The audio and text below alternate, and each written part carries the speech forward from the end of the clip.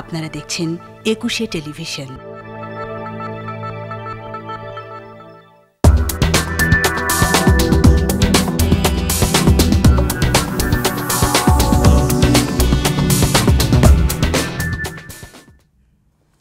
আমন্ত্রণ প্রিয় দর্শক, 21 রাতে আমাদের প্রধান উপদেষ্টা 27 তারিখ রাত্রে জাতিসংঘে যে ভাষণটি দিলেন, সেই ভাষণটি নিয়ে রীতিমতো এখন নানান পর্যায় থেকে গবেষণা চলছে। তিনি কতটা আহ্বান জানালেন, কী বিষয়ে আহ্বান জানালেন বাংলাদেশের উদ্দেশ্যে বিশ্ববাসীর প্রতি, এবং কতটুকু অর্জন তিনি জাতিসংঘে তার যে ভাষণ এটি সহ বিভিন্ন পর্যায়ে যে গুরুত্বপূর্ণ বৈঠকগুলো করেছেন তার মধ্য দিয়ে আমরা কি পাচ্ছি, এইসব বিষয় নিয়ে আমরা আলোচনা করব। আমাদের আজকের বিষয় ডক্টর ইউনূসের আহ্বান এবং অর্জন। এই বিষয়ে আলোচনার জন্য আমাদের সঙ্গে আজ উপস্থিত রয়েছেন সাবেক সচিব এবং সাবেক হাই কমিশনার মোফাজ্জল করিম, রয়েছেন যুগান্তরের সিনিয়র সহকারী সম্পাদক কলামিস্ট মাহবুব কামাল। মাহবুব কামাল, আপনাকে দিয়ে শুরু করতে চাই। সাংবাদিকতার দৃষ্টিকোণ থেকে আপনার মূল্যায়ন জাতিসংঘের আমাদের প্রধান উপদেষ্টার ভাষণ এবং বিভিন্ন যে গুরুত্বপূর্ণ বৈঠক সে সম্পর্কে। না, এটা তো ইট ওয়াজ প্রি অ্যাসিউমড যে he would be warmly received by the Americans and United Nations. এ তো আগেই জানা গেছিল। আর ওয়েস্টের সাথে তার যে সম্পর্ক তো অনেক আগের। ক্লিন্টন যখন আরকানসাসের গভর্নর ছিলেন, তখন উনি পিএইচডি করছেন, তখন থেকে ক্লিন্টন দম্পতির সাথে তার সম্পর্ক। এবারে দিনে দিনে গ্র্যাজুয়ালি এটা ডেভেলপ করছে এবং এটা বোঝাই যাচ্ছিল যে উনি অনেক কিছু অর্জন করবেন এবং করেছেনও। কথা সেটা না, আমি একটু প্রিফেস দিয়ে বলতেছি, this is for the first time in an international platform উনি ইন্টারন্যাশনাল পলিটিক্স, পিস ইত্যাদি নিয়ে কথা বললেন। এর আগে আমরা দেখেছি যে উনি সোশ্যাল বিজনেস, এন্টারপ্রেনারশিপ, তার যে কি বলে যে 0-3-0 এগুলি নিয়ে কথা বলতে, কিন্তু পিস, উনি তো পিস নোবেল লরিয়েট, তাই না? পিস বা ইন্টারন্যাশনাল পলিটিক্স উনি, this is for the first time in an international platform.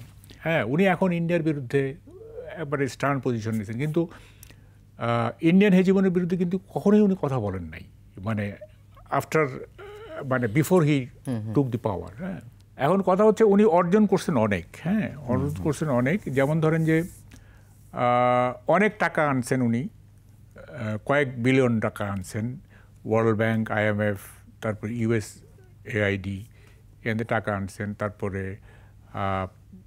কি বলে সুইডেনও নাকি কি টাকা দেবে আর কি ইত্যাদি বলা। যাই হোক, এইসব আনছেন টানছেন।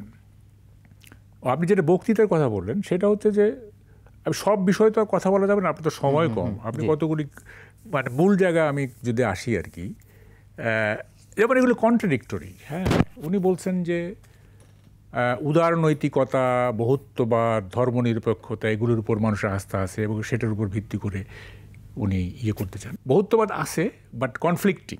হ্যাঁ, এটা কোনো সহাবস্থান না। তারপর ধরেন ধর্মনিরপেক্ষতা, আপনি দেখেন 2-3 দিন আগে মিছিল বের করছে যে বনানীতে দিতে পারবে, পূজা হইতে পারবে না। পরে সেনাবাহিনী হ্যাড টু টেক ওভার এবং তারপরে এটা থামছে আর কি। কতগুলো জিনিস কিন্তু ভালো। এটা যেমন ধরেন যে উনি যুদ্ধ বিষয়ে যেটা বলছেন আর কি, হ্যাঁ, এটা কিন্তু এটা সারপ্রাইজিং যে উনি আমেরিকার মাটিতে দাঁড়িয়ে প্যালেস্টিনিদের পক্ষে যেভাবে কথা বলছেন। হ্যাঁ, প্যালেস্টিনিদের, আমি এই বিষয়টা আসবো, আমি অবশ্যই এই বিষয়টিতে আসবো। অ্যাম্বাসেডর মোফাজ্জল করিম, আপনার মূল্যায়ন জাতিসংঘে তার যে ভাষণ, যে মন্তব্যগুলো তিনি করেছেন, বক্তব্য দিয়েছেন। আমি জিনিসটাকে একটু পজিটিভলি দেখতে চাই, এই জন্যে যে আমরা এখন যে সময়টাতে আছি, এই সময়টা আমাদের অনুকূলে ছিল বোধহয় প্রথম দিকে, কিন্তু এখন আস্তে আস্তে একটু অন্যদিকে চলে যাচ্ছে প্রতিকূলতা, যেটা যারা মাহবুব কামালের বক্তব্যের মধ্যে কিছুটা ফুটে উঠেছে।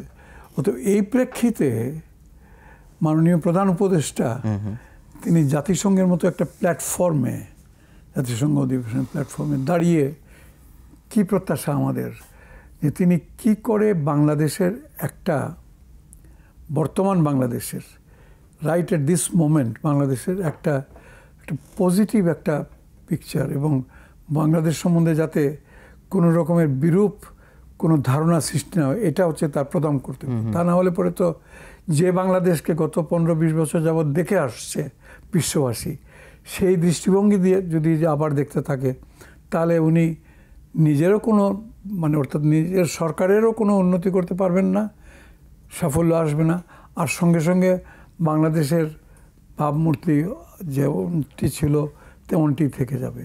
সেই জন্যে আমার মনে হয় তিনি যে সমস্ত কথাবার্তা বলেছেন, সমস্ত কথাবার্তার মধ্যে একটা পজিটিভ টোন ছিল, একটা চিত্র, এবং অনেক আশার কথা শুনিয়েছেন। যেটা আমি মনে করি তার স্ট্যান্ডটা, আমার মতে আর কি, স্ট্যান্ডটা ঠিকই ছিল। এখন কথা হচ্ছে, আসুন আমরা বাস্তবের সঙ্গে এটা মিলিয়ে দেখি।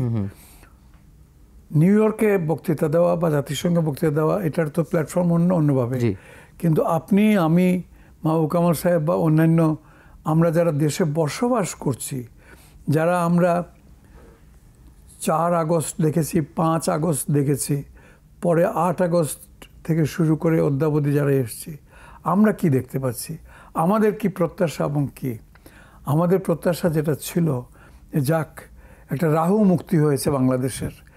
এখন আশা করি ইনশাআল্লাহ ডিমের ডজন আর 150 টাকা থাকবে না, কিন্তু সেটা যদি হয়ে যায় 170 টাকা বা অন্যান্য দ্রব্যমূল্য যদি আসতে একটুকু কমার তো কোনো লক্ষণই নাই কমতে, তখন দেশবাসী সবাই আপামর জনসাধারণ নিশ্চয়ই হতাশ হয়ে পড়বে।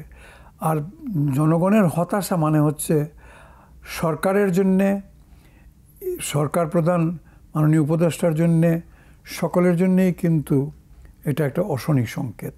কারণ এই জনগণ যখন হতাশা ছেড়ে যখন শিক্ষার্থীদের ডাকে সাড়া দিয়ে তাদের সঙ্গে যখন আন্দোলন করেছে, স্বল্পকালীন স্থায়ী আন্দোলনে বিশাল সাফল্য অর্জন করেছে, এবং স্বপ্রণোদিত হয়ে যারা বুকের রক্ত ঢেলে দিয়েছে, তারা কিন্তু হতাশ হয়ে পড়বে, এবং এটা হবে সবচাইতে বড়, আমি বলবো, ক্ষতি এর জন্যে। সেই জন্যে এখন উচিত, প্রায় 2 মাস তো হয়ে গেল সরকারের, ধরেন 1 সপ্তাহ বাকি, উচিত যত শিগগির সম্ভব আইনশৃঙ্খলা পরিস্থিতি বলতে খালি যে কয়টা লাশ পড়লো আর কয়টা গোলাগুলি হলো, কয়টা ছিনতাই হলো, এটার কথাই আমি বলছি না। আইন শৃঙ্খলা পরিস্থিতির যে কথাটা আমি বোঝাতে চাচ্ছি, যে জনমনে কোনো রকমের ভয়, ভীতি, শঙ্কা, জনগণ যদি দেখে যে না আগে যেরকম ছিনতাই ছিল বা চাঁদাবাজি ছিল, সেই চাঁদাবাজি, সেই লুটপাট এখন তো আগের এরা চলে গেছে, চাঁদাবাজরা চলে গেছে, আর নতুন চাঁদাবাজরা এসছে, তাহলে তো কোনো লাভ হলো না। বরং মানুষ এমন হতাশ হয়ে পড়বে। এবং একটু আগে যেটা বললাম, একবার যদি জনগণ হতাশ হয়ে পড়ে, তাহলে কোনো সরকারের পক্ষে কোনো রকমের কোনো উন্নয়নমূলক বলুন বা কোনো অগ্রসরমান কোনো কিছু করা সম্ভব হবে না। সেই জন্যে উচিত বর্তমান সরকারের, আমার সামান্য অভিজ্ঞতা থেকে বলছি, যে অবিলম্বে আপনি প্রয়োজনে কঠোর ব্যবস্থা নিন। এই সমস্ত চাঁদাবাজি, লুটপাট, নতুন ধরনের চাঁদাবাজ আমরা চাই না, দেশবাসী চায় না। আর সঙ্গে সঙ্গে সাধারণ মানুষ, হ্যাঁ, এক শ্রেণীর মানুষ আছে, তাদের হয়তো সংখ্যা দেশে শতকরা 5 জন বা 10 জন হতে পারে, কিন্তু তারা চাউলের কেজি 50 টাকা না 500 টাকা, তাতে তাদের কিছু যায় আসে না। তারা কিরে কত টাকার বাজার করলি, আগে হয়তো বলতো যে 5,000 টাকা লাগছে বাজারে, এখন এসে বলবে যে 50,000 লেগেছে, তাতে তাদের কিছু যায় না। সেই শ্রেণীর কথা আমি বলছি না, আমি বলছি সাধারণ মানুষ যারা চালের দাম বলুন, মাছের বাজার বলুন বা তরিতরকারির দাম বলুন, এই সমস্ত কিছুতে নিষ্পেষ্ট হচ্ছিল, তারা যদি সেটা চলতে থাকে, তাহলে পরে আপনি জনসমর্থন হারিয়ে ফেলবেন। আর জনসমর্থন হারিয়ে ফেললে আপনার সংস্কার যেভাবেই করুন না কেন, যেরকম যতদিনের প্রোগ্রাম নিয়েই করুন না কেন, কিছুতেই কিছু হবে না। আমি একটু সমস্যা প্রশ্নে মাহবুব কামাল আপনার দৃষ্টি আকর্ষণ করছি। 6টি প্রতিষ্ঠানের সংবিধান সহ 5টি প্রতিষ্ঠানের সংস্কারের যে কমিশনগুলো করা হয়েছে, তিনি জাতিসংঘের ভাষণে বলেছেন যে গণমাধ্যম সংস্কার কমিশন সহ আরও 2টি বা আরও একাধিক কমিশন গঠিত হবে, এবং এই বিষয়ে আন্তর্জাতিক মহলের তিনি সহযোগিতা চেয়েছেন। আন্তর্জাতিক মহল কীভাবে সহযোগিতা করতে পারে? শুধুমাত্র অর্থনৈতিক সহযোগিতা নাকি আরও নানান ধরনের পরামর্শ বা তাদের কোনো প্রেসক্রিপশন এরকম কিছু রয়েছে? এখানে মহদুর ভাইয়ের মদন ভাই খুব রেস্ট্রিক্টেড বলতেছেন আর কি, হতাশ হয়ে পড়বে বলছেন উনি ফিউচার টেন্সে। অলরেডি হতাশার ব্যারোমিটার মানে সক্রিয় হয়ে উঠছে। যাই হোক, আপনি ওই ভাষণ কি বলে ওই জাতিসংঘের ভাষণটা থেকে সরে আসলেন কেন, সংস্কারে চলে আসলেন কেন? না, আমি ভাষণে সংস্কারের কথা বলেছেন। আচ্ছা যাই হোক, আমি ভাষণের মধ্যেই আছি। আচ্ছা যাই হোক, ওই আমার আগের যে পয়েন্টটা ওখানে একটু যোগ করি, সেটা হচ্ছে উনি ৭১-এর কথা বলছেন, উনি ৫২-র কথা বলছেন। হ্যাঁ, তো এটা তো দেশে তো ওরকম আমরা ওই সিনারি তো দেখছি না। কারণ ৭১-এর কথা বললে বা ৫২-র কথা বললে, ৭১-এর কথা বললে তো মোহাম্মদ আলী জিন্নাহর মৃত্যুবার্ষিকী পালিত হয় না। ৫২-র কথা বললে তো আপনার বেতারে উর্দু ভাষার উপরে অনুষ্ঠান হয় না। শুধু এগুলো কন্ট্রাডিক্টরি। হ্যাঁ, এগুলো হ্যাঁ উনি, আমি বলি কি, উনি আমার চূড়ান্ত বিশ্লেষণ হচ্ছে he is a very naive. হ্যাঁ, খুব সরল একটা লোক। উনি আসলে বোঝেন না আর কি যে আসলে কি বলছেন, কি হচ্ছে, কি। হ্যাঁ, উনি আসলে বোঝেনই না। ওনাকে বোঝানোর জন্য তো বা উপদেশ দেওয়ার জন্য তো কয়েকজন উপদেষ্টা রয়েছেন। দেখবেন ওনার মুভমেন্ট দেখবেন, ওনার সব কিছুর একটা সারল্য আছে আর কি, আমি যা দেখতেছি আর কি। Is very naive. হ্যাঁ, এই জন্য আমি তাকে একটা রুম ছেড়ে দিই। আচ্ছা ঠিক আছে, হ্যাঁ যাকগে। এখন কথাটা হলো যে সংস্কারের ব্যাপারটা বলতেছেন আপনি। সংস্কার মানে কেন এত মানে ওয়াইড স্প্রেড, এত বড় ক্যানভাসটা কেন, আমি তো এটা বুঝতেছি না। ডাজ ইট মানে মেন যে ওনারা they want to prolong their rule? এত কেন? একটা ইন্টারিম গভর্নমেন্টের কাজ হচ্ছে যে আপনি নির্বাচিত প্রতিনিধিকে ক্ষমতা হস্তান্তর করে আপনি চলে যাবেন, তাই তো? এইটার জন্য যেসব সংস্কার দরকার, নির্বাচন কমিশন, নির্বাচনী ব্যবস্থা, এগুলি সংস্কার করেন। আমি প্রথম ভাষণে যখন উনি সংস্কারের এরিয়াগুলি বলতেছিলেন, আমার খুব অবাক লাগতেছিল। So a long list. উনি জেন্ডার ডিসক্রিমিনেশন দূর করবেন, উনি আদিবাসীদের সমস্যা দূর করবেন, এইটা করবেন, সেইটা করবেন, মানে যেগুলি মানে ৩-৬ মাস, ১ বছর, ২ মাসে সম্ভব না এটা, এবং এটা কোনোদিনও সম্ভব না হয়তো। হ্যাঁ, উনি এইসব এত কিছু সংস্কার করবেন। তখন আমার খুব বিয়ে লাগতেছিল যে মানে এই গভর্নমেন্ট বোধহয় ৫-১০ বছরের আগে মানে যাবে না। যাই হোক, এখন কথা হচ্ছে আমার যে কথাটা, যে এটা এরিয়াটা ছোট করে আনেন। হ্যাঁ, এটা ক্যানভাসটা ছোট করে আনেন, এত বড় ক্যানভাসের দরকার নাই। বিএনপি কিন্তু তাতিয়ে আছে, হ্যাঁ তেতে আছে কিন্তু বিএনপি, যদিও এক ধরনের কৌশল অবলম্বন করছে বিএনপি। হ্যাঁ, কিন্তু ১০-১৫-২০ দিন পরে বা ১ মাস পরে বিএনপির এই চেহারা কিন্তু আপনারা দেখতে পারবেন না। এবং বিএনপি যখন মাঠে নেমে যাবে তখন কিন্তু কোনো দিশা পাবেন না। হ্যাঁ, তো এখন কথাটা হচ্ছে যে এরিয়াটা কমায় আনেন, নির্বাচনটা কিভাবে করা যায় এবং নির্বাচিত প্রতিনিধিদের কাছে, তারপরে ওরা দেখবে সংবিধান পুনর্লিখন করবে না সংবিধান সংশোধন করবে না কি করবে না করবে, এটা তাদের হাতে ছেড়ে দেন। এই দায়িত্ব আপনি নিচ্ছেন কেন? আপনি তো প্রথম কথা হচ্ছে যে আপনি তো কনস্টিটিউশনাল গভর্নমেন্ট না, আপনি একটা অভ্যুত্থানের গভর্নমেন্ট। হ্যাঁ, পাবলিক ম্যান্ডেট নিয়ে আপনি এসেছেন, সেটা দ্যাট ইজ ট্রু, বাট এটা তো কনস্টিটিউশনে আপনি হাত দিচ্ছেন কেন, দিতে চাচ্ছেন কেন? আপনি কমিশন করছেন আলী রিয়াজকে, এবং যাকে আপনি প্রদান করছেন সে হি ইজ প্রিঅকুপাইড। উনি বলতেছেন, আগে থেকে বলতেছে যে সংবিধান পুনর্লিখন করতে হবে। তো যার মাথায় আছে পুনর্লিখন করতে হবে, সে তো অন্য কিছু করবে না। তো ফলে আপনি তো একটা প্রিঅকুপাইড লোককে এটা দায়িত্ব দিয়ে দিলেন। হ্যাঁ, তো এটা তো হলো না। এই যে স্বাধীন মালিক কি দোষ করছিল, বা উনি কেনই বা চলে গেলেন, তাই না?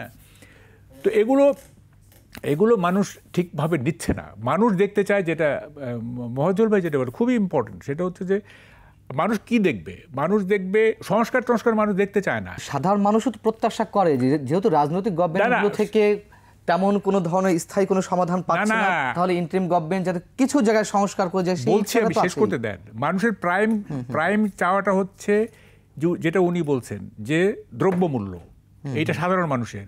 সেকেন্ড চাওয়াটা হচ্ছে ললেসনেস, যেটা চলতেছে, আইন শৃঙ্খলা ফিরিয়ে আনা, এগুলি হচ্ছে মানুষের প্রাইম ডিমান্ড। সংস্কারটা কিন্তু পরে। হ্যাঁ, সংস্কার আপনি যদি বাজার করতেই না পারেন, আপনার যদি নিরাপত্তা না থাকে, হ্যাঁ, তাহলে তো আপনি সংস্কার দিয়ে কি করবেন?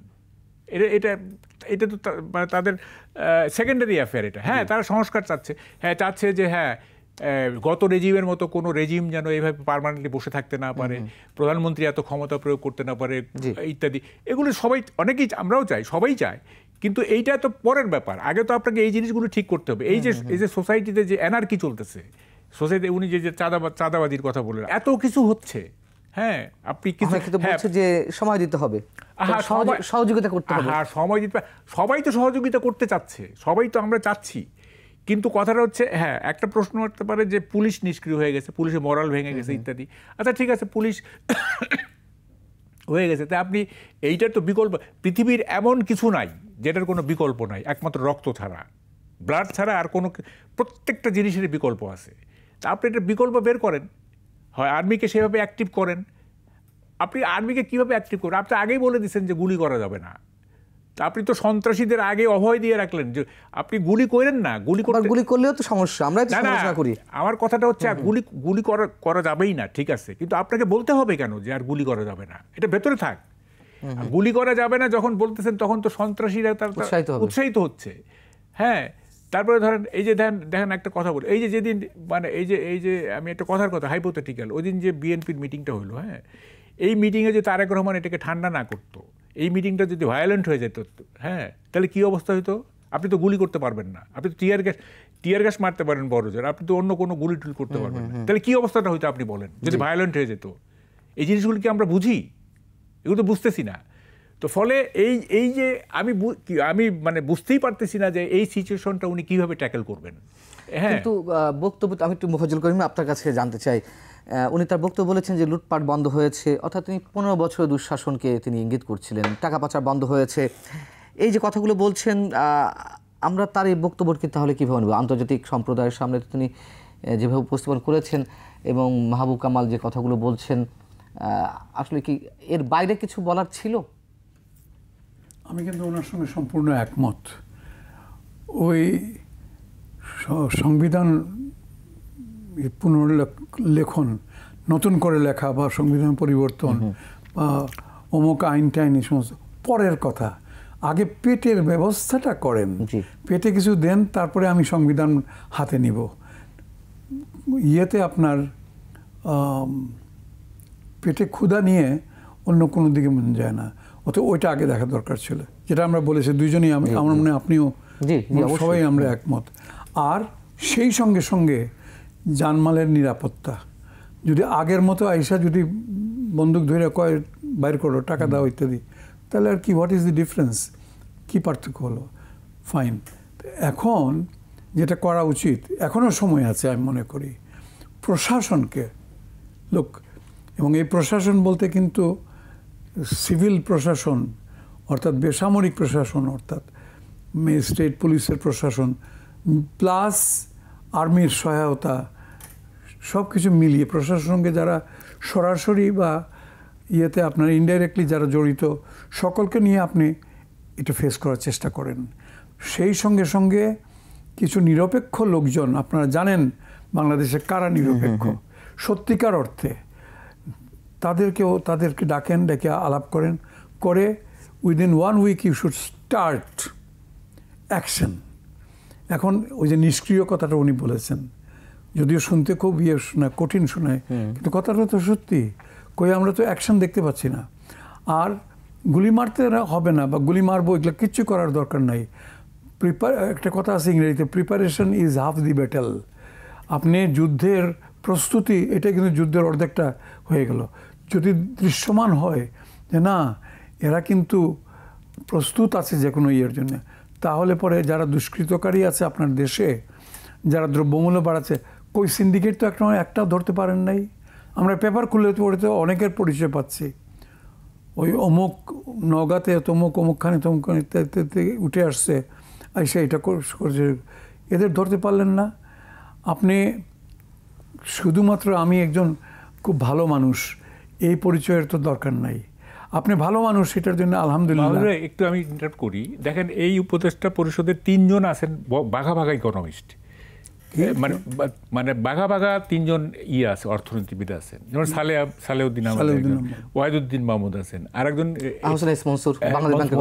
দেখেন এত বড় বড় অর্থনীতিবিদ, অথচ 1.5-2 মাসে তারা আমাদের এই যে কি বলে দ্রব্যমূল্য বলেন বা এই যে অর্থনীতির যে ইয়েটায় উনি কিছু করতে পারতেছেন না। তাইলে গত রেজিমকে কেন আমরা দোষ দিচ্ছি না? এখানে একটু আমি সামান্য হলে একমত, কিন্তু সঙ্গে সঙ্গে একটু দ্বিমত আছে। যে যাদের কথা বললেন সালেউদ্দিন, ওয়াহিদুদ্দিন মাহমুদ ইত্যাদি, তারা হচ্ছেন অ্যাকচুয়ালি, সালেউদ্দিন যদিও সিভিল সার্ভিসের লোক, কিন্তু মূলত তিনি একজন একাডেমিশিয়ান। এরা সবাই কিন্তু একাডেমিশিয়ান। এবং অর্থনীতির উপর আচ্ছা, সেই একাডেমিক সেন্স থেকেই তো অর্থনীতির একটা পুনর্গঠন বা অন্তত বাজার মূল্য নিয়ে তারা তো কাজ করতে পারে না, তারা হয়তো কিভাবে করতে হবে সেই তত্ত্বটা, সেই পদ্ধতিটা হয়তো বলে দেবেন, কিন্তু এটা অ্যাকচুয়ালি বাস্তবায়ন করবে কে? বাস্তবায়ন করবে প্রশাসন। প্রশাসন মানে হচ্ছে আপনার সিভিল অ্যাডমিনিস্ট্রেশন, প্রয়োজন বোধে আর্মির সহায়তা, এটাকে অ্যাক্টিভাইজ করেন। কারণ সাধারণ লোকে সে যারা ছড়িয়ে ছিটিয়ে আছে সাধারণ মানুষ, কোটি কোটি মানুষ, তারা তো আর সালেউদ্দিন সাহেবের কথাও শুনবে না, ওয়াহিদুদ্দিন মাহমুদের কথা। তারা বলবে তার ইউএনও সাহেব, তার ওসি সাহেব, তার এসপি ডিসি সাহেব, ইনারা কি অ্যাকশন নিচ্ছেন। যদি দেখে ঘুম থেকে উঠে দেখে যে আরে ওসি সাহেব তো গিয়ে অমুকরে ওই যে দ্রব্যমূল্য বাড়ানোর পিছনে যে আছে ওইটার ধরে নিয়ে গেছে, তাহলেই কিন্তু বাজিমাত হয়ে যাবে। আপনার তত্ত্বর দরকার নেই, এখন তত্ত্বকথার দরকার নেই। তত্ত্বকথা আপনি ঠিক আছে আপনারা সচিবালয়ের 4 দেওয়ালের মধ্যে রাখেন, কিন্তু মাঠে ঘাটে এটা প্রতিফলন দেখান যে আপনারা সজাগ আছেন। আপনারাই আপনি ভালো মানুষ থেকে 6 মাস 1 বছর 2 বছর কাটিয়ে চলে যাওয়ার কোনো দরকার নেই। আপনার এই ভালো মানুষত্ব মানুষরা খুব অ্যাপ্রিসিয়েট করবে, অলরাইট, কিন্তু এর সুফল যদি তারা না পায় তাহলে কিন্তু পরে at the end of the day, দিন শেষে কিন্তু আপনার জন্যে দুঃখ বয়ে আনবে। আমরা আলোচনা ফিরবো একটা ছোট্ট বিরতি, পরে দর্শক একটা ছোট বিরতি, ফিরছি খুব শিগগির।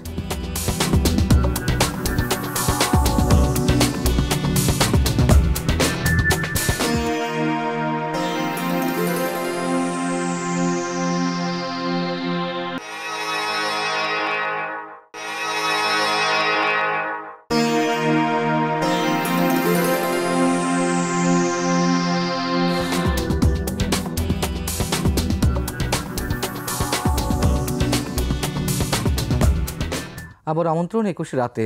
অ্যাম্বাসেডর মোফাজ্জল করিম, আপনার কাছে আমার প্রশ্ন যে প্রধান উপদেষ্টা যেই আহ্বানটি জানিয়েছেন তিনি খুব সোজাসাপটাভাবে বলেছেন, আন্তর্জাতিক সম্প্রদায়ের কাছে আহ্বান জানিয়েছেন, বাংলাদেশের গণতন্ত্র প্রতিষ্ঠায় তাদের সহযোগিতা কামনা করেছেন। এই সহযোগিতাটা তারা কীভাবে করবে? যুক্তরাষ্ট্র যেভাবে একটু অবাধ সুষ্ঠু নির্বাচন দেখতে চেয়েছিল, ঠিক ওরকম কিছু না, এর বাইরে অন্য কিছু রয়েছে? একেবারে নৈর্ব্যক্তিকভাবে যদি বলতে হয় তাহলে বলবো আমি যে জাতিসংঘে মাননীয় প্রধান উপদেষ্টার যে ভাষণ, এটা খুবই আমার মতে আর কি চমৎকার হয়েছে এই অর্থে যে একটি অন্তর্বর্তীকালীন সরকার অল্প কয়েকদিনের জন্য তারা দায়িত্বভার গ্রহণ করেছেন, এবং দায়িত্বভার গ্রহণ করার প্রায় পরেই মাস 1.5 মাসের মধ্যে একটা সুযোগ পেয়েছেন।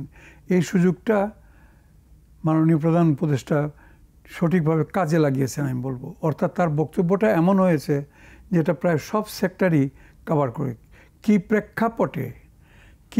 প্রেক্ষাপটে আগের সরকারের পতন হলো এবং কি প্রেক্ষাপটে অন্তর্বর্তী সরকারকে দায়িত্ব নিতে হলো, জনগণের প্রত্যাশা কী, বাংলাদেশের সামনে এখন কি সমস্যা, এই ধরনের সব কিছু যত প্রাসঙ্গিক কথাবার্তা আছে সবই তার বক্তব্যের মধ্যে এসে গেছে।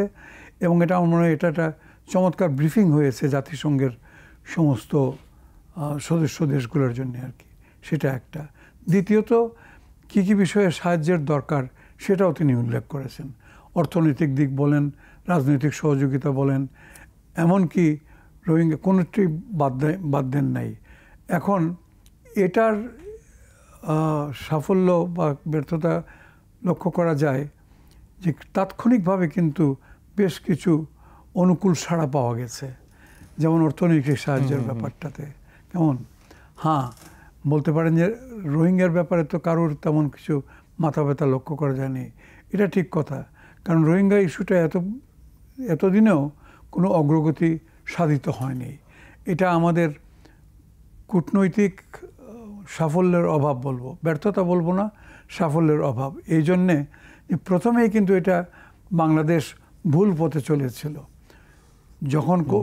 প্রথমে যখন রোহিঙ্গারা এলো তার 1.5 মাস না 2 মাসের মধ্যেই আমাদের তৎকালীন যিনি পররাষ্ট্রমন্ত্রী ছিলেন জনাব আবুল হাসান মাহমুদ আলী, প্রসঙ্গক্রমে আমার সার্ভিসেরই মানে ঠিক না সমসাময়িক, আমরা একই ব্যাচের, উনি ফরেন সার্ভিসের, আমি সিভিল সার্ভিসের। তার প্রতি আমার যথেষ্ট শ্রদ্ধা ভালোবাসা আছে ঠিক, কিন্তু এখানে তিনি গিয়ে যে কথাগুলো শুনে আসলেন বা বলে আসছিলেন, সেই সময়ে ইস্যুটা যখন সৃষ্টি হলো তখন তিনি সম্পূর্ণ ডটেড লাইনে একরকম সাইন করে আসলেন। কবে ফেরত নেওয়া হবে, ওরা বললো হ্যাঁ আমরা ফেরত নিয়ে আসবো এসে। তিনি বললেন আচ্ছা, খুব খুশি হয়ে গেলেন। কবে কিভাবে কোনো ডিটেলসে জান নাই, সেই থেকেই কিন্তু সূত্রপাত হয়েছে। আর হয়তো জনাব মাহমুদ আলী একটু বেশি বিশ্বাস করে ফেলেছিলেন মিয়ানমারকে। মিয়ানমার তো না, চীনকেই বেশি, চীনের প্রতি বেশি আস্থা রেখেছিল সম্ভবত। চীন যেহেতু, আমি বলছি যে যেহেতু চীনই এটা দায়িত্ব নিয়েছিল মধ্যস্থতাকারীর। চীন তো পরে আসলো, প্রথমেই প্রাথমিক পর্যায়ে মাস দেড় মাসের মধ্যে তিনি গেলেন না আমাদের পররাষ্ট্রমন্ত্রী ইয়েতে ইয়াঙ্গুনে গেলেন, গিয়ে সেখানে আলাপ আলোচনা করলেন। একটা ঠিক মেমোরেন্ডাম MOU না, কিন্তু একটা স্মারকের মতোই আর কি সই করে আসলেন। সেখানে সুনির্দিষ্ট কিছুই বলা হয় নাই। কতজনকে নিয়ে অনেক কথা যাও যে বলি, কোনো কথা না বলে একটা গান আছে না, সেরকমই আর কি। তো সেইখান থেকে সূত্রপাত। কারণ এই মিয়ানমার যদিও বহির্বিশ্বের সঙ্গে তাদের তেমন কোনো যোগাযোগ নাই, কূটনীতিতে তাদের কোনো সুনাম টুনাম, কিন্তু ভেতরে ভেতরে যথেষ্ট শেয়ানা তারা। শেয়ানা কারণ তাদের একজন মোড়ল আছে, তাদের একজন বড় ভাই, আমি আরেকটা টকশোতে বলেছিলাম বড় আব্বা। বড় আব্বা হচ্ছে কে? চীন। মিয়ানমার প্রায় ধ্বংসের মুখে যখন পতিত হয়েছে, চীন এগিয়ে এলো এবং চীনের ডিকটেশন মতো তারা অনেক উপরে শক্তিশালী হয়ে গেল। সেই চীনকে আমরা কিন্তু কাজে লাগাতে পারিনি। বা আমাদের যে বন্ধু সাহেব, প্রতিবেশী, যিনি আজকাল যার মন্ত্রীরা খুব উল্টাপাল্টা অশালীন কথাবার্তাও বলছেন, তাদের সেই প্রতিবেশীকেও রোহিঙ্গার ব্যাপারে খুব একটা সোচ্চার হতে আমরা দেখিনি। আচ্ছা, আর পরাশক্তিদের মধ্যে মনে করুন যুক্তরাষ্ট্র, যুক্তরাজ্য, এরা যারা রয়েছে, তাদেরও ভূমিকা ইয়ে ছিল না। সেই জন্যেই বলছি যে এতদিন পর্যন্ত জিনিসটা খুব আগায়নি। আর তত্ত্বাবধায়ক আমাদের কি বলে বর্তমান ইন্টারিম গভর্নমেন্ট, অন্তর্বর্তীকালীন সরকার, তারা তাদের স্বল্পকালীন কতদিন জানি না, কিন্তু তাতেও যে খুব একটা সাফল্য অর্জিত হবে এটা ঠিক না। তবে হ্যাঁ, তারা হয়তো একটা কাজ করতে পারেন, এবং আমার ধারণা আর কিছু না হোক, মাননীয় প্রধান উপদেষ্টা, যার একটা আন্তর্জাতিক খ্যাতি এবং খ্যাতির চাইতে বেশি গ্রহণযোগ্যতা আছে, তার আহ্বানে সাড়া দিয়ে হয়তো মার্কিন যুক্তরাষ্ট্র বা এরা আর একটু, যুক্তরাষ্ট্র তো সবসময় একটা চাপ দেওয়ার প্রক্রিয়াতে আছেই। যেহেতু মিয়ানমারে চীনের প্রভাব অত্যাধিক, সেই জায়গা থেকে যুক্তরাষ্ট্র রোহিঙ্গাদের ফেরত নেওয়ার জন্য মিয়ানমার উপর চাপ প্রয়োগ করবে, বা তারা আমাদেরকে এইড দিয়ে যাচ্ছে, মানবিক সহযোগিতা দিয়ে যাচ্ছে রোহিঙ্গাদের খাওয়া পড়ার জন্য, একটা সাপোর্ট দিচ্ছে। কিন্তু আমার কথা হচ্ছে যে চীন যেখানে যদি বিরোধিতা করে, সেক্ষেত্রে যুক্তরাষ্ট্র কতটুকু এখানে হস্তক্ষেপ করতে পারবে? সেক্ষেত্রে কি যুক্তরাষ্ট্র কতটা সহযোগিতা করতে পারবে? না, সহযোগিতা করতে পারবে না কেন? ওইটা তো আমি কোনো মুখোমুখি অবস্থানের কথা বলছি না, সেটা আমি ধরে নিচ্ছি মুখোমুখি অবস্থান। আমি বলছি যেটা আর কি, কূটনৈতিকভাবে যুক্তরাষ্ট্র, চীন, ভারত সকলেই যদি সম্মত হয় যে না, এই পরিস্থিতি চলতে দেওয়া যায় না, প্রতি বছর 2 লাখ 3 লাখ করে লোক আসতে থাকবে, এটা একটা কথা হলো নাকি? আর বাংলাদেশ এমন কোনো বিশাল একটা দেশ নয় যে ঠিক আছে এক কোণা ছেড়ে দিলাম, ওখানে গিয়ে তোমরা ইয়ে করো। রোহিঙ্গাদের বিষয়ে কিন্তু যখন শেখ হাসিনা ক্ষমতায় ছিলেন, তখন ভারতের কোনো মানে উল্লেখ করার মতন কোনো সহযোগিতা আমরা দেখিনি, বরঞ্চ তারা চেয়েছে এই সমস্যা দিয়ে থাক। যেহেতু রাশিয়া চীনের সঙ্গে, এটা আপনি নিশ্চয়ই আপনি ভালো করে জানেন, যেহেতু রাশিয়া চীনের মধ্যে একটা বন্ধুত্ব রয়েছে, আবার ভারতের সঙ্গে রাশিয়ার একটা দেন দরবার রয়েছে, একটা ভালো সম্পর্ক রয়েছে, সেই সব জায়গা থেকে তো হিসাব নিকেশ মিলিয়ে বরং রোহিঙ্গাদের ইস্যুতে যতগুলো ভোট জাতিসংঘে অনুষ্ঠিত হয়েছে, তার প্রত্যেকটিতেই রাশিয়া, চীন, ভারত একমত থেকেছে রোহিঙ্গাদের বিষয়ে বাংলাদেশের বিপক্ষে। যেটা বাংলাদেশের বিপক্ষে, আমি বলছি সেটা চট করে যে সপক্ষে, বাংলাদেশের সপক্ষে চলে আসবে সেটা মনে করার কোনো কারণ নাই। কিন্তু অন্ততপক্ষে আমাদের যে বর্তমান যিনি আমাদের প্রধান উপদেষ্টা, অর্থাৎ সরকার প্রধান, তার আন্তর্জাতিক খ্যাতিটা এবং তার আবেদন যেটা, সেটা খুব একটা বিফলে যাবে না, এটুকু আমি আপনাকে বলতে পারি। আমি একটু তারপরে একটা দেখবেন একটা পজিটিভ একটা কিছু আমরা আশা করতে পারি মার্কিন যুক্তরাষ্ট্রের কাছ থেকে। যে কথাটা মাননীয় প্রধান উপদেষ্টা তার বক্তব্যের মধ্যে জাতিসংঘে বলে এসছেন, এটা নিশ্চয়ই একটা শুভ প্রতিক্রিয়া আমরা পাবো, এটা আমার বিশ্বাস। সাংবাদিক মাহবুব কামাল, আপনি কি বিষয়ে কিছু বলবেন রোহিঙ্গা ইস্যুতে? যে আসলে যদি সরকারের মেয়াদ দীর্ঘস্থায়ী হয়, বর্তমান সরকারের, সেটি 2 বছর হোক 3 বছর 2 বছর তো আমরা ধরেই নিচ্ছি, যেহেতু সেনাপ্রধান 1.5 বছরের মধ্যে নির্বাচন অনুষ্ঠিত হতে পারে এমন একটি টাইম ফ্রেম দিয়েছে, সেই জায়গা থেকে আমরা বলতে পারি যে মিনিমাম হয়তো 2 বছর থাকছে। সেই জায়গা থেকে কি আমরা রোহিঙ্গা ইস্যুটিকে ওভারলুক করতে পারি বা সেই সুযোগ আছে? ওভারলুক করতে পারি মানে আমরা এটা নিয়ে এখনই কিছু ভাববো না, আমরা পরে ভাববো, ভাবার সময় আছে, পরবর্তী সরকার এসে করবে। ভাবলেই কি আর না ভাবলেই কি, রোহিঙ্গা ইস্যু তো এটা তো যখন রোহিঙ্গার আমরা দেশে আসছিল তখনই তো কয়েকদিন পরেই তো আমি এটা বলে দিছিলাম যে রোহিঙ্গা যাবে না আনলেস চায়না ইন্টারভিন, এটা যাবে না রোহিঙ্গারা। এগুলো সব লিপ সার্ভিস, হ্যাঁ, যত কিছু হয়েছে এগুলো সব মকারি এবং এগুলো কোনো অ্যাবসলিউটলি এগুলো মিনিংলেস। চায়নাকে ইন্টারফেয়ার করতে হবে, তা না হলে রোহিঙ্গারা যাবে না। মায়ানমারকে একমাত্র ডিকটেট করতে পারে চায়না, এছাড়া আর কেউ পারবে না। খামাখা বলে লাভ নাই।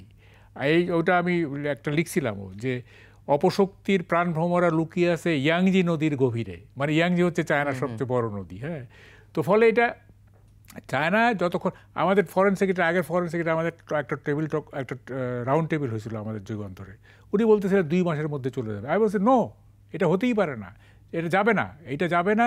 যদি চায়না ইন্টারফেয়ার করে তাইলে যাবে, এছাড়া আমেরিকা, জাতিসংঘ, এইটা সেইটা, ভারত, এগুলি দিয়ে কোনো কাজ হবে না, তো ফলে এইটা এখন আমাদের উচিত হচ্ছে মানে রোহিঙ্গাদের খাওয়ানোর জন্য টাকা কীভাবে অ্যারেঞ্জ করা যায়। এই যে দিছে ইউএসএইড টাকা দিচ্ছে, এরকম আমরা টাকা অ্যারেঞ্জ করি, এদের খাওয়াইতে হবে আমাদেরকে। এরা যাবে না, খামাখা বলে লাভ নাই। ফলে এইটা আমরা লিপ সার্ভিস দিয়ে তো লাভ নেই, আর ওই সমস্ত মানে আশার বাণী শুনায় তো লাভ নেই। বাস্তবতা কি সেইটা বলতে হবে। ভারতের আর আমেরিকার বরোধ নাই আপনার রোহিঙ্গাদের ফেরত নেয়, আনলেস চায়না মানে কন্ট্রাডিক্টস উইথ দ্যাম। এটা সম্ভব না। ফলে এইটা এখানে থাক, আমরা টাকা জোগাড় করি, এই কিছু টাকা আসছে, আবার বলবো ভাই এটা খাইতে পারে না, আরও কিছু টাকা দেন। হ্যাঁ, এইভাবে চলতে থাকবে। আমি যে সমাধান হলো না, তারপরে এক সময় দেখা যাবে তারা বাংলাদেশের মধ্যে আরেকটা শক্তি হিসেবে, it is an endless train. না তো সেটার জন্যই তো এখন আমরা চেষ্টা করতে পারি, চাপ তো প্রয়োগ করতে হবে, আমরা কি 6 বছর 7 বছর চাপ প্রয়োগ করি নাই? সেভাবে আন্তরিকতার সঙ্গে তো করা হয়নি, যদি অ্যাম্বাসেডর মুফাজ্জল করিম বলছিলেন যে আন্তরিকতা ঘাটতি ছিল। আচ্ছা, আন্তরিকতা কি ঘাটতি ছিল আমি তো এটা বুঝলাম না। যেভাবে চাপটা প্রয়োগ করতে হবে, যেভাবে যেমন প্রথম বৈঠকে তিনি আশা ভরসা সবকিছু। না, চাপ তো 2 ধরনের। তার একটা एग्जांपल তো মুফাজ্জল করিম দিলেন। আমি বলি চাপ তো 2 ধরনের, একটা হচ্ছে মুখের চাপ আর একটা হচ্ছে মিলিটারি চাপ। আর কোনো চাপ আছে নাকি? চাপ, ওই তো আন্তর্জাতিক চাপ। আচ্ছা, ওইটি তো মুখের চাপ, একটা মুখের চাপ আর একটা হচ্ছে মার্শাল চাপ। এই তো, তা মুখের চাপ তো যথেষ্ট দিচ্ছি আমরা, যথেষ্ট করছি। আমরা কি করেছি বাংলাদেশের পক্ষ থেকে? সত্যি যেহেতু একটা গেম তো ছিল, এগুলো তো নিশ্চয়ই অস্বীকার করার কিছু নেই। 7 জানুয়ারি নির্বাচনের আগে নির্বাচনকে ঘিরে যেই গেমগুলো হচ্ছিল এই ভূ রাজনৈতিক প্ল্যাটফর্মে, একদিকে রাশিয়া চীনের বন্ধুত্ব, আর একদিকে ভারত যুক্তরাষ্ট্র বন্ধুত্ব, এদিকে আবার ভূ রাজনৈতিক কৌশলের দিক থেকে যুক্তরাষ্ট্রকে ভারত ঢুকতে দেবে না, সেখান থেকে আবার একটা হিডেন অ্যালায়েন্স ভারতের সঙ্গে চীনের, এই সব কিছু মিলিয়ে তো আমরা তো রোহিঙ্গা ইস্যুটাকে সেভাবে আমরা আন্তর্জাতিক প্ল্যাটফর্মে নিতে পারিনি। হ্যাঁ, আন্তর্জাতিক অপরাধ আদালতে একটা মামলা হয়েছে, সেটা গাম্বিয়ার জায়গা থেকে। এগুলো বোগাস, আন্তর্জাতিক আদালতে এগুলি বলেন না তো। গাম্বিয়ার পক্ষ থেকে আমি বলছি আন্তর্জাতিক আদালতের কোন রায় এক্সিকিউট করা, এটা কে এক্সিকিউট করবে এগুলি? সেটা আছে, আমি অন্য প্রসঙ্গ আমি বলছি যে আমাদের পক্ষ থেকে বা শেখ হাসিনা সরকারের পক্ষ থেকে সেই ধরনের কূটনৈতিক চাপটা আমরা সৃষ্টি করতে পেরেছি। আমি বলছি আপনি যেটা বললেন না, এই যে জিও পলিটিক্স যেটা আছে, এখানে তো নানা রকম মানে ইন্টার রিলেশন আছে, অ্যান্টাগনিস্টিক, নন অ্যান্টাগনিস্টিক, নানা ধরনের রিলেশন আছে। এই ইকুয়েশনটাই আসলে প্রবলেমটা সলভ করতে দিচ্ছে না, এই ইকুয়েশন। এবং এইটা সলভ হবে না, এটা সলভ হবে না। এবং চায়নাও আমি মনে করি না যে চায়না ইন্টারফেয়ার করবে ইন নিয়ার ফিউচার। এটা 10 বছর তাহলে আমরা চুপ করে বসে থাকবো? চেষ্টা করব। সেটাই আমরা তো বলা শুনেন, হচ্ছে। আমরা তো সব ব্যাপারেই তো চেষ্টা করে যাচ্ছি, শুধু মায়ানমার কেন, জি। আমরা কি চেষ্টা করছি না এই দেশটা ভালো হোক? লাভ কি হচ্ছে? হ্যাঁ, লাভ কি হচ্ছে কিছু? আপনি শুনেন, আপনি তো চোখের দৃষ্টি দিয়ে পাথর নড়াতে পারবেন না, আপনাকে পাথর নড়াতে হাত লাগাইতে হবে।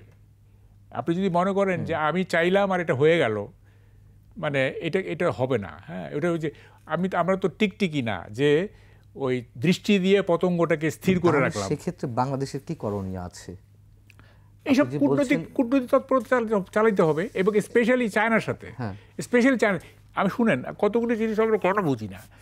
ইউনাইটেড নেশনস এইটা তো মানে এটা কি বলে, ইটস এ ফেইল্ড অর্গানাইজেশন। হ্যাঁ, আমি তো বলি যে অর্গানগুলো ছাড়া, এই যে World Health Organization, UNICEF, UNESCO, FAO, এটা সেটা, ইউএনডিপি, এগুলি ছাড়া জেনারেল অ্যাসেম্বলি, সিকিউরিটি কাউন্সিল, এগুলো ডিসমেন্টেল করে দেওয়া উচিত। Absolutely meaningless.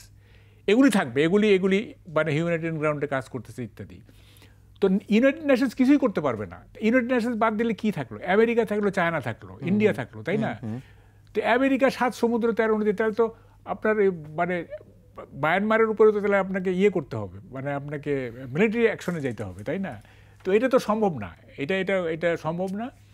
সুতরাং মায়ানমারের যে অ্যাডজাসেন্ট কান্ট্রি যেটা আছে, এবং বিগার কান্ট্রি দেন মায়ানমার, সেইটা যদি ওটাকে মানে মায়ানমারকে বলা যায় এই তোমরা ফাইজলামি করো না, হ্যাঁ, এইগুলো সব নিয়ে আসো, এক কথাতেই হয়ে যাবে। কিন্তু চায়নাটা বলবে না, তার কিছু ব্যাপার আছে এখানে। সুতরাং এই যে ইকুয়েশনটা, এটা এক্সিস্ট করতে থাকবে, এটা কতদিন এক্সিস্ট করবে জানি না, এবং এইটা মানে এটা একটা এন্ডলেস ট্রেল হয়ে গেছে। এইটা ধরেন যে আমি তো ওটা বললাম যে টাকা পয়সা জোগাড় কীভাবে সেটা বলেন, এইসব সলিউশনের কথা বলেন না। এখানে একটা জিনিস যোগ করা উচিত, কোনো বিষয়ে আর কি কূটনীতিতে শেষ কথা নাই, সেটাও ঠিক, তাই না? কারণ আজকে যেভাবে পরিস্থিতি আছে, কালকে এটা যে বদলাবে না এটা কেউ বলতে পারে না। ধরুন, এটা যেহেতু একটা বাইলেটারাল ব্যাপার মিয়ানমার আর বাংলাদেশের মধ্যে, আমরা চাচ্ছি যে বাইরে থেকে এসে কোনো পরাশক্তি এটা করুক, সলভ করুক। তারা কেউ গা করছে না, কিন্তু গা করবে তখনই যদি অন্য কোনো দিকে একটা উইন্ডো ওপেন হয়। মনে করুন চায়না আর বাংলাদেশের মধ্যে কোনো একটা, চায়না বললো যে আচ্ছা তোমরা এটা চাচ্ছ বা ওইটাই চাচ্ছ, আমি দেবো, ঠিক আছে। বাংলাদেশ বললো যে হ্যাঁ, চায়নাকে বললো যে তোমরা চাচ্ছ, আচ্ছা দিতে পারি, তবে আমার এটা একটু দেখে দাও। চায়না যদি তখন দেখে তার অন্যদিকে তার স্বার্থ বাংলাদেশ সংরক্ষণ করছে, তখন কিন্তু তার ওই যে পোষ্যপুত্র তাকে বলবে তুমি ছাড় দিয়ে দাও, যাও নিয়ে আসো 10 লাখ আর 20 লাখ। আমি তো এটাই বলতে চাচ্ছি। এখন শুনেন, ডিপ্লোমেসিটা করতে হবে চায়নার সাথে। আমরা কেন বাইরে গিয়ে ডিপ্লোমেসি করতেছি? এভার চেঞ্জিং সিনারিও কোনোদিন স্থির হয় নাই, এভার চেঞ্জিং, কোন সময় যে কোন দিকে মোড় নেবে। তবে এজ অফ নাও এখন যেটা আর কি, তাতে দেখা যাচ্ছে না যে খুব আশাপ্রদ কিছু নয়। তবে এই জাতিসংঘের যে ভাষণ দিলেন আমাদের মাননীয় প্রধান উপদেষ্টা, এরপরে আমি কিন্তু একটু আশাবাদী যে দেখা যাক না ওরা কি নিজেরা কি মধ্যে পরাশক্তিগুলো কি আলাপ আলোচনা করে, কি এর মধ্যে কোন দিকে যায়। হ্যাঁ, ডক্টর ইউনূসের যে পার্সোনালিটি, উনি ইনফ্লুয়েন্স করতে পারেন, ইনফ্লুয়েন্স করতে পারেন, কিন্তু কি কাজ হবে আমি জানি না। আমাদের শুনেন, আমাদের একটু হিউমার করি, মানে চায়নার সাথে কেন ডিপ্লোমেসিটা করতে পারলাম না? এটা কি ল্যাঙ্গুয়েজ প্রবলেম যে আমরা মানে না এটা হিউমার করলাম আমি? না, ঠিক আছে, বুঝতে পারছি। নির্বাচনের আগে কেন পারলাম না তার তো স্পষ্ট একটা ব্যাখ্যা তো আমাদের কাছে আছেই, যে ভারতকে অধিক মাত্রায় প্রাধান্য দেওয়া বা ভারতের একেবারে পেটের মধ্যে ঢুকে যাওয়া আমাদের নির্বাচনে জেতার জন্য আওয়ামী লীগ সরকারের কথা আমি বলছি। তার পরবর্তীতে তার তো 2 মাস কেবল গেল। তো এই জায়গা থেকে আমরা কি আশা করতে পারি? চীনের সঙ্গে আমরা কতটা সম্পর্ক আশা করছিলাম আওয়ামী লীগের সময়? না, এটা ঝামেলা আছে। ধরেন যে এখানে তো আমেরিকার যে ফুটপ্রিন্ট এখন এইসব এলাকায়, এইটা চায়না তো ভালোভাবে নিবে না, ভালোভাবে নিবেই না, এটা ধরে নেওয়া যায়। সো মানে চায়না কি বলে যে বাংলাদেশের ব্যাপারে খুব আগ্রহী হবে এটা মনে হয় না। তারপরে ধরেন যদি ইন্দো প্যাসিফিক স্ট্র্যাটেজিতে বাংলাদেশ ঢুকে যায়, কোয়াড ফোয়াডে ঢুকে যায়, তাহলে তো আরও মুশকিল আর কি। হ্যাঁ, তো ফলে মানে অ্যাজ লং অ্যাজ মানে আমেরিকা ইজ হিয়ার, সেখানে ওই চায়না বাংলাদেশের প্রতি সিম্প্যাথেটিক হবে এটা আমি মনে করি না। এটা খুব জটিল পর্যায়ে চলে গেছে আর কি। হ্যাঁ, এটা আমি একটু একটা বিষয় একটু দৃষ্টি আকর্ষণ করি, যেহেতু জাতিসংঘের ভাষণের বাইরে নিউ ইয়র্ক টাইমসের সঙ্গে একটি সংলাপে প্রধান উপদেষ্টা নির্বাচনের বিষয়ে কথা বলেছেন। সেনা প্রধান বলেছিলেন 1.5 বছরের মধ্যে নির্বাচন অনুষ্ঠিত হতে পারে। সেখানে তিনি এই শব্দগুলো উচ্চারণ না করে তিনি বলেছেন সংস্কারটা সব রাজনৈতিক দলের সঙ্গে বসে সংস্কার কার্যক্রম শেষ করে এবং ভোটার তালিকা হালনাগাদ করে তারপরে নির্বাচন দেয়া হবে। এই কথাটিকে কিভাবে আমরা ব্যাখ্যা না, করব? এটা ঠিকই আছে, উনি যেটা বলেছেন, যেটা আর কি, আপনাকে ভোটার তালিকাটা অবশ্যই যেই করুন না কেন, যখনই করুন না কেন, ভোটার তালিকাটাকে আপনি আপডেট করতে হবে এবং তার মধ্যে কি আছে না সেটা গেল, এবং এটা কেউ এটার সঙ্গে দ্বিমত পোষণ করবে না। তারপরে সংলাপ যেটা, এটা বিলম্বিত হয়ে যাচ্ছে, আমি বলবো এটা বিলম্বিত। এটা তো 2 মাসের মধ্যেই, অনেক আগেই আর কি শুরু করে, ক্ষমতাটা গ্রহণ করার পরেই এটা চিন্তা করা উচিত ছিল যে আমার একটা প্রধান দায়িত্ব হচ্ছে একটা সুষ্ঠু, অবাধ, নিরপেক্ষ নির্বাচন করা, অংশগ্রহণমূলক। অতএব কাদের নিয়ে করবো, অত ডেকে করে। তো আশা করি আজকে তো হচ্ছে কি আপনার সেপ্টেম্বর মাসের 28 তারিখ, তো আশা করি অক্টোবরের অন্তত প্রথম সপ্তাহের মধ্যেই বোধহয় ডেকে তিনি আলাপ করবেন। এখন তাতে যদি সাড়া দিয়ে যদি কেউ বলে যে আমি আসবো না, সংলাপে বসবো না, সেটা তার ব্যাপার। কিন্তু সরকারের পক্ষ থেকে, মাননীয় প্রধান উপদেষ্টার পক্ষ থেকে অন্তত এটা দৃশ্যমান হওয়া উচিত যে তিনি সবাইকে নিয়ে বসে আলাপ আলোচনা করে নির্বাচনের ব্যাপার। এই যদি বলটা যদি খেলতে শুরু করা হয়, ইফ ইট স্টার্টস রোলিং, বলটা যদি নড়াচড়া করে নড়তে শুরু করে, তাহলে আশা করা যায় মানুষের মধ্যে কনফিডেন্স। এখন তো সাধারণ মানুষ তারা অন্ধকারে আছে নির্বাচন সম্বন্ধে, অথচ সাধারণ মানুষের প্রত্যাশা যে একটা সুন্দর ভোট, যত আমরা 2 দশকের মধ্যে দেখি নাই, এটা এবার ইনশাল্লাহ আমরা দেখব, ভোটটা ঠিক মতো দিতে পারবো। তো সেই জন্যে আমরা আশাবাদী হতে চাই। যে সমস্ত কথাবার্তা তিনি জাতিসংঘের অধিবেশনে বলে এসছেন, সেটার প্রতিফলন জাতিসংঘ থেকে আমেরিকায় ফিরে এসে অতি দ্রুতই আমরা আশা করি এটা প্রতিফলন পাবো। আর যে রোডম্যাপের কথা বিএনপি বা তাদের সঙ্গী সাথীরা বলছে, এই রোডম্যাপ আপনি যতটুকু পারেন, আপনি পুরা যে একেবারে একটা করে মাইলস্টোন দেখাবেন তা নয়, মোটা দাগে অন্তত আপনি বলুন, মোটা দাগে বলুন যে আমরা ইনশাল্লাহ এই এত দিনের মধ্যে নির্বাচন করব, অত দিনের মধ্যে আমরা ক্ষমতা হস্তান্তর ইত্যাদি। মাহবুব কামাল, এই বিষয়ে কোনো মন্তব্য নির্বাচন ইস্যুতে? যে মন্তব্যটি তিনি করেছেন, এটি কি শুধুমাত্র ভোটার তালিকা হালনাগাদ করা কিংবা সংস্কারের বিষয়, এর মধ্য দিয়ে কি আমরা অন্য কিছু ধরে নিতে পারি, অন্য কোনো মেসেজ? না, প্রথম কথা হচ্ছে যে এই সরকারকে তো মানে ফেল করা যাবে না। এই সরকার যদি ফেল করে তাহলে আর একটা কনস্টিটিউশনাল ভ্যাকিউম তৈরি হবে, তাই না? সুতরাং টু অ্যাভয়েড কনস্টিটিউশনাল ভ্যাকিউম, এই সরকারকে ফেল করা যাবে না। আমরা চাই যে এই সরকার সাকসেসফুল হোক। তো এই সাকসেসটা কি? এই সাকসেসটা হচ্ছে যে যত দ্রুত সম্ভব একটা ইলেকটেড বডির কাছে ক্ষমতা ছেড়ে দেয়া। এখন দেখেন, ইউনূস সাহেব একটা গ্লোবালি অ্যাকসেপ্টেড লোক ইত্যাদি, আমরা তো কেউই চাই না যে উনি বিতর্কিত হয়ে যান, উনি হয়ে যান, কি বলে, বিদেশেও তার ভাবমূর্তি নষ্ট হোক। কারণ যে ভাবমূর্তি ওনার বিদেশে দেখলাম তো আমরা আর কি, এই ভাবমূর্তি নষ্ট হয়ে যায়, এটা আমরা চাই না। সুতরাং এই গভর্নমেন্টের উচিত হবে যে ওই মানে যত দ্রুত সম্ভব নির্বাচনটা দিয়ে মানে মান সম্মানে কেটে পড়া। কারণ পরিস্থিতি কিন্তু মানে জটিল হয়ে যাবে, কিন্তু এটা কিন্তু না বোঝার কোনো কারণ নাই, পরিস্থিতি জটিল হয়ে যাবে। তো ফলে এটা জটিল করার জন্য বিএনপি একাই যথেষ্ট। হ্যাঁ, তো আমরা এই পরিস্থিতি জটিল করতে আমরা দেখতে চাই না। এই পরিস্থিতি জটিল হোক খুব স্বাভাবিক ওয়েতে, হ্যাঁ, মানে একেবারে স্মুথলি এই একটা নির্বাচন করে, হ্যাঁ, উনি দেশে ফিরে এসে পলিটিক্যাল পার্টিগুলিকে ডাকুক যে হ্যাঁ আপনারা কী বলতে চান, মানে কতদিন আগে পরে নির্বাচন করছে, আচ্ছা ঠিক আছে, এইভাবে একটা কনসেনসাস তো ডেভেলপ করবে, একটা লসাগু ডেভেলপ করবে, যে ওরা পলিটিক্যাল পার্টিগুলো একটা বলবে, ইউনূস সাহেব একটা বলবে, এখান থেকে মাঝখান থেকে একটা লসাগু বের হয়ে যাবে যে আচ্ছা ঠিক আছে, আমরা এইগুলি করে আমরা তাইলে হয় কি সম্পর্কটা ভালো থাকে, আপনার মানে হস্টাইল হয় না, একটা পরিস্থিতিও ভালো থাকে। মানে সব কিছু স্মুথলি হয় আর কি। আর সবচেয়ে বড় কথা যে ওনাকে এসে কিন্তু অ্যাক্ট করতে হবে, মানে এই যে বিশৃঙ্খল অবস্থা চলতেছে আর কি, এই বিশৃঙ্খলা কিন্তু রাখা যাবে না। এই বিশৃঙ্খলা বেশি দিন রাখলে দ্রব্যমূল্য যদি নিয়ন্ত্রণ করা না যায়, সিন্ডিকেট ভাঙতে কি অসুবিধা আমি তো বুঝলাম না। সিন্ডিকেট তো চিহ্নিত সিন্ডিকেট, তাই না?